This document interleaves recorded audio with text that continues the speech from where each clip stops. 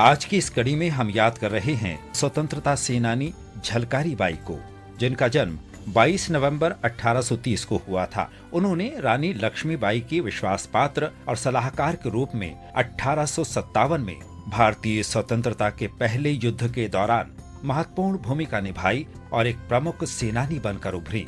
झलकारी का जन्म झांसी के निकट भोजला गांव में सदोबा सिंह और जमुना देवी के घर हुआ था।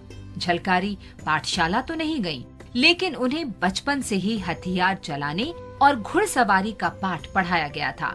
झांसी के घर घर में उनकी वीरता के किस्से प्रसिद्ध थे।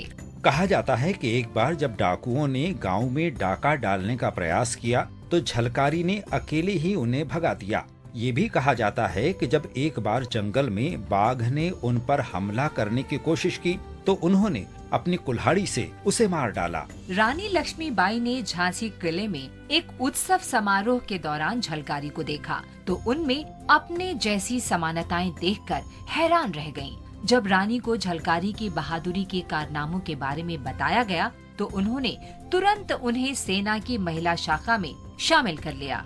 1858 में जब ब्रिटिश फील्ड मार्शल ह्यू हेनरी रोज ने झांसी पर हमला किया तो रानी लक्ष्मीबाई ने अपने 4000 सैनिकों के साथ अपने किले से ब्रिटिश सेना का मुकाबला किया, लेकिन उन्हें अपने ही कमांडर ने धोखा दिया, जिससे उनकी हार निश्चित हो गई। अपने सेनापतियों की सलाह पर लक्ष्मीबाई घोड़े पर सवार होकर चुपचाप झांसी से निकल गईं। झलकारी बाई भेष बदलकर जनरल रोज के शिविर के लिए निकली और खुद को रानी घोषित कर दिया।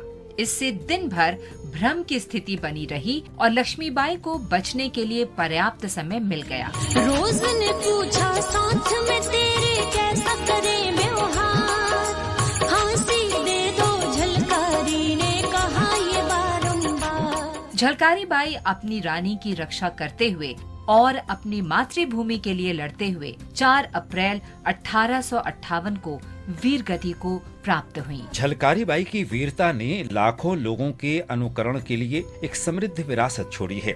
ग्वालियर में सम्मान स्वरूप उनकी प्रतिमा स्थापित की गई है। 2001 में भारत सरकार ने झलकारी बाई को श्रद्धांजलि देने के लिए एक डाक टिकट जारी किया था। अपने लोगों और अपने देश की रक्षा करते हुए प्राणों की आहुति देने वाली इस महान योद्धा को हमारा सलाम।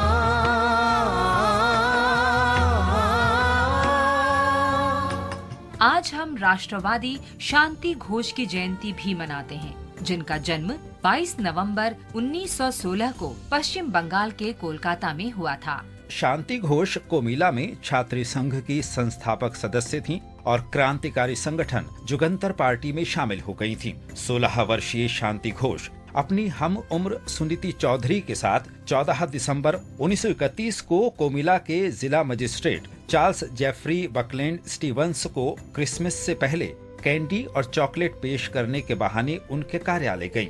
स्टीवंस ने कैंडी खाई और कहा, ये स्वादिष्ट है। घोष और चौधरी ने शॉल के नीचे छिपाई गई पिस्तौल निकाली और कहा, अच्छा ये कैसी है मिस्टर मैजिस्ट्रेट, और इसके साथ ही उन्होंने मैजिस्ट्रेट पर गोली चला दी। दोनों लड़कियों को आजीवन कारावास की सजा सुनाई गई और खड़गपुर के हिजली डिटेंशन कैंप भेज दिया गया। हालांकि 1939 में महात्मा गांधी और ब्रिटिश सरकार के बीच आम माफी के बारे में वार्ता के परिणाम स्वरूप उन्हें 7 साल की सजा काटने के बाद रिहा कर दिया गया।